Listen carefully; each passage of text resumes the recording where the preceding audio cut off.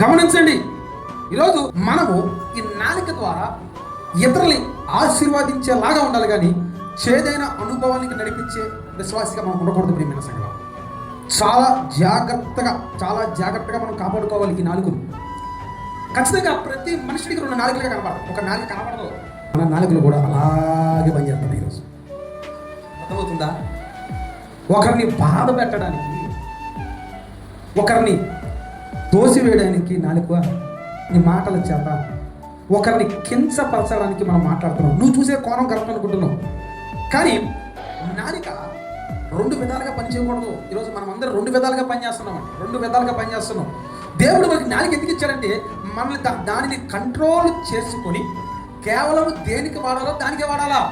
కానీ ఈరోజు మన నాలికను ఒకరిని బాధ పెట్టడానికి, ఒకరిని కష్టపెట్టడానికి, ఒకరిని కించపరచడానికి, కొంతమంది దుఃఖపరచడానికి వాడుతున్నామే.